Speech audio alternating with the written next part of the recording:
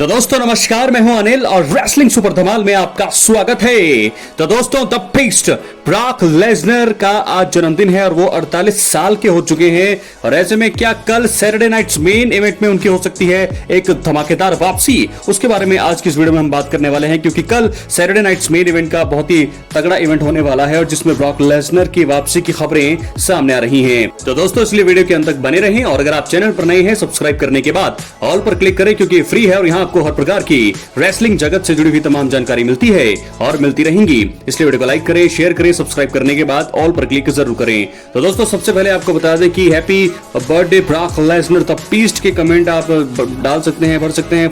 48 साल के समय ब्रॉक लेसनर हो चुके हैं, 2 साल हो चुके हैं उनको, अब तक वो WWE में नजर नहीं आए हैं। तो ऐसे में अब सवाल ये भी उठ रहे हैं कि क्या उनका रिटर्न होगा भी या वो रिटायरमेंट ले लेंगे। तो बहुत सारे सवाल होंगे, लेकिन फिलहाल वो अभी भी ऑफिशियल हैं, अभी भी वो मतलब बाहर नहीं है WWE में। वो कल वापसी कर सकते हैं या वो समर स्लैम में वापसी कर सकते हैं। उनकी जो समर स्लैम की वापसी है, जो उनकी WWE की जो वापसी है, वो अभी भी पेंडिंग है। तो मुझे लगता है कि वो आने वाले हैं। लेकिन क्या कमाल के एथलीट रेसलर रहे हैं Brock Lesnar, 7 time WWE champion, 3 time universal champion, the 1 in 21 यानी कि अंडरटेकर को उन्होंने क्या बोलते रेसलमेनिया के स्टेज में उन्होंने ही हराया है उनको सबसे पहले। तो वो पहले ऐसे रेसलर रही हैं जिन्होंने अंडरटेकर की स्ट्रीक को तोड़ा है। 2 time royal rumble match winner, 2019 के mister money in the bank, 2002 king of the ring.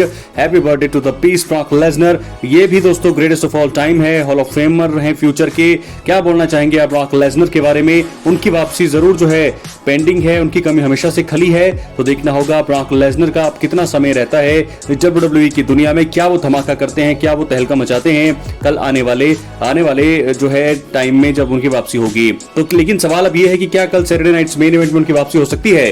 दोस्तों एक ऑप्शन बिल्कुल है, क्योंकि गुंथर और गोल्डबर्ग का कल एक आखिरी मुकाबला होने वाला है, आमने सामने वो भिड़ने वाले हैं। लेकिन कल जो है गुंथर को अपना अगला चैलेंजर मिल सकता है, ड्रीम अपोनेंट, जो हम सभी यही चाहते हैं कि ब्रॉक लेसनर के साथ उनकी भिड़ंत देखें। रॉयल रंबल में हमने देखा उनकी एक हल्की सी नोकझोंक हुई थी, वहां से हमें लगा, वहां से ऐसी थोड़ी हिंट मिली कि फ्यूचर में इनके बीच एक मुकाबला हो सकता है। तो गुंथर वर्सेस ब्रॉक लेसनर बनाने का एक सबसे सही तरीका है कि कल गुंथर वर्सेस गोल्डबर्ग मुकाबले में ब्रॉक लेसनर का रिटर्न हो जाए और वो आकर के कन्फ्रंट करे और चैलेंज करे गुंथर को समर स्लैम के लिए, चैंपियनशिप के लिए। अगर ऐसा होगा तो सोने पर सुहागा होगा WWE के लिए ब्रॉक लेसनर की वापसी और उसके बाद गुंथर के साथ उनका मुकाबला समर स्लैम 2025 में। क्या ऐसा होगा? ऐसी संभावनाएं हैं, लेकिन फिलहाल कुछ भी कंफर्म नहीं होता है, ये तो आपको बता दूं। लेकिन कल अगर सैटरडे नाइट्स मेन इवेंट में ब्रॉक लेसनर आते हैं, रोमन रेंस भी आ जाते हैं, तो बहुत ही बड़ा ये पल होगा फैंस के लिए, क्योंकि जो WWE डेड जा रही थी उसमें एकदम से रौनक आ जाएगी। लेकिन फिलहाल ये तो थी ब्रॉक लेसनर के बारे में कुछ खबर।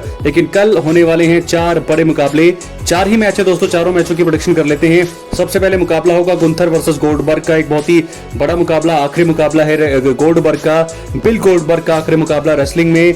तो देखना होगा कि WWE उनकी विदाई किस प्रकार से प्लान करती है, क्या वो हारेंगे या वो जीत करके जाएंगे। लेकिन अगर उनका ये आखिरी मुकाबला है तो उनको चैंपियनशिप जीतने के बाद मुझे ऐसा लगता है, जैसे कि मैंने पिछली वीडियो में बताया, सेथ रॉलिंस कैश इन कर सकते हैं इस मुकाबले में। इससे क्या होगा कि गोल्डबर्ग की विदाई और भी शानदार हो जाएगी। एक तो वो गुंथर को हरा देंगे, उसके बाद चैंपियन बन जाएंगे और चैंपियन बनने के कुछ टाइम बाद ही उनसे कैश इन कर लेंगे सेथ रॉलिंस और बन जाएंगे वर्ल्ड चैंपियन। तो ऐसे में ये सबसे अच्छी बुकिंग होगी, मुझे लगता है कि ऐसा होना चाहिए। क्या लगता है आपको? अपनी कमेंट बॉक्स में जरूर दें। या तो क्लीन तरीके से गुंथर हरा देंगे गोल्डबर्ग को, यार मुकाबला कितना होगा ये इस पर भी सबकी नजरें हैं। बात करेंगे दूसरे मुकाबले की, यूनाइटेड स्टेट चैंपियनशिप के लिए मुकाबला होगा सोलो सिकोआ के सामने उनके बड़े भाई जिमी ऊसो। ये मुकाबला भी है और इस मुकाबले में भी दोस्तों दखल अंदाजी जरूर होगी ब्लड लाइन की। दोस्तों इसमें बहुत ज्यादा संभावनाएं ऐसी हैं कि बहुत 1% चांस है, साइड के 1% चांस है कि जिमी ऊसो मुकाबले को जीत करके नए यूएस चैंपियन बन सकते हैं। लेकिन क्लीन और बिल्कुल आप चाहे कहीं भी पूछ लीजिए, इसमें आराम से जीतने वाले हैं सोलो सिकोआ। जेकब फाटो का यहाँ पर जो है आ सकते हैं, वो जिमी ऊसो की हेल्प करने के लिए आ सकते हैं। लेकिन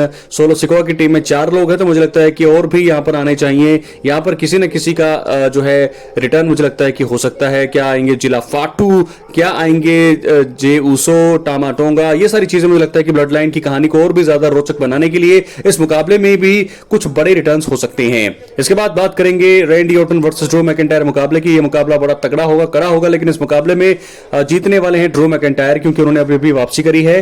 तो वापसी के बाद उनको हार देना सही नहीं रहेगा। तो मुझे लगता है कि द वाइपर रैंडी ऑर्टन की एक और हार हमें देखने को मिलने वाली है।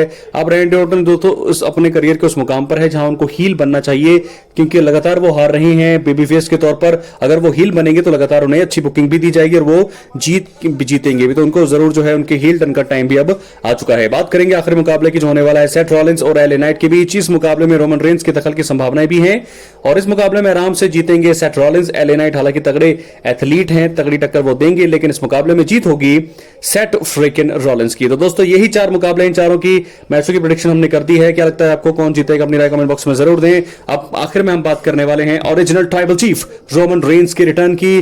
क्या कल होने वाले सैटरडे नाइट्स मेन इवेंट में होगी रोमन रेंस की वापसी? दोस्तों कंफर्म है, ऐसा लग रहा है कि क्योंकि समरस्लैम 2025 के इवेंट के बाद से पहले ये आखिरी इवेंट है, प्रीमियम लाइव इवेंट आखिरी है समरस्लैम से पहले, तो ऐसे में रोमन रेंस का रिटर्न तो यहां बनता है सबसे पहले। और अगर बनता भी है तो वो किस मुकाबले में आ सकते हैं? एक वर्ल्ड हेवीवेट चैंपियनशिप मुकाबला होगा जहां गुंथर गोल्डबर्ग आमने सामने होंगे। वहां पर मुझे लगता है सेथ रॉलिंस को लेकर के आ सकते हैं पॉल हेमन, और मुझे लगता है कि सेथ रॉलिंस कैश इन करने का प्रयास करेंगे और रोमन रेंस का वहां पर रिटर्न हो सकता है। और उसके बाद रोमन चैलेंज करेंगे सेथ रॉलिंस को समर स्लैम 2025 के लिए। तो यहां से बिल्डअप होगा और रोमन रेंस का रिटर्न होगा तो बहुत ज्यादा कामयाब ये इवेंट बन जाएगा। एक तो गोल्डबर्ग का आखिरी मुकाबला है, उनको अच्छी विदाई देनी है, और साथ के साथ रोमन रेंस का अगर रिटर्न होगा तो सैटरडे नाइट्स मेन इवेंट सालों तक याद किया जाएगा, क्योंकि यहां पर गोल्डबर्ग का हमने रिटायरमेंट देखा, साथ के साथ रोमन रेंस का रिटर्न्स भी देखा रेसलमेनिया 41 के बाद। क्या होने वाला है दोस्तों, लेकिन इतना तो कंफर्म अब लग रहा है कि रोमन रेंस की जो तैयारियां हैं वो शुरू हो गई हैं आने की।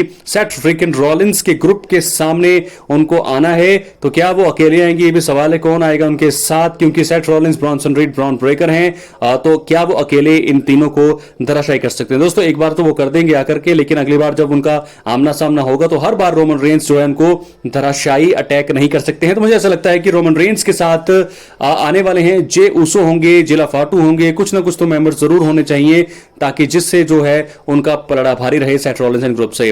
तो रोमन रेंस क्या कल सैटरडे नाइट्स मेन इवेंट में आएंगे, ये तो वक्त ही बताएगा, लेकिन फिलहाल ये थी प्रेडिक्शन ब्रॉक लेसनर को लेकर के अपडेट। ब्रॉक लेसनर के कल बारे में बात की जा रही है। ओमास, ऐसा कहा जा रहा है कि सेथ रॉलिंस के ग्रुप में ओमास की एंट्री हो सकती है, और अगर ऐसा हुआ तो सेथ रॉलिंस का ग्रुप और भी ज्यादा ताकतवर हो जाएगा। ओमास, Seth Rollins, Bronson read, Bron Breakker, धराशायी कमाल का ये ग्रुप बन जाएगा। तो ऐसे में रोमन रेंस का आना तो बनता है, और रोमन रेंस जैसा बड़ा सुपरस्टार ही उनके ग्रुप को खत्म कर सकता है। तो दोस्तों ये थी अपडेट्स कुछ। क्या है आपकी राय, अपनी कमेंट बॉक्स में जरूर दें। कल होने वाला है सैटरडे नाइट्स मेन इवेंट का प्रीमियम लाइव इवेंट, और उसके बाद अगले दिन होगा एवोल्यूशन का प्रीमियम लाइव इवेंट। तो देखना होगा कि क्या होने वाला है, रिटर्न्स होंगे, वहां पर एजे ली भी एडवर्टाइज की जा रही है कि एजे ली आने वाली है, पेज आने वाली है, तो उसके बारे में भी कल जो है वीडियो आएगी। लेकिन फिलहाल आज की आखिरी वीडियो आज के दिन की, रोमन रेंस का क्या कल हमें रिटर्न देखने वाले हैं या फिर नहीं, तो अपनी राय कमेंट बॉक्स में जरूर दें, कमेंट बॉक्स में, और साथ के साथ चैनल पर एक्टिव रहें, क्योंकि अब से शुरू हो रहा है WWE का असली तगड़ा सीन, क्योंकि समरस्लैम आ रहा है। रोमन रेंस अगर रिटर्न करते हैं और भी ज्यादा चीजें हमें देखने को मिलने वाली है। दोस्तों मिलते हैं अगली वीडियो में, तब तक के लिए बहुत बहुत धन्यवाद।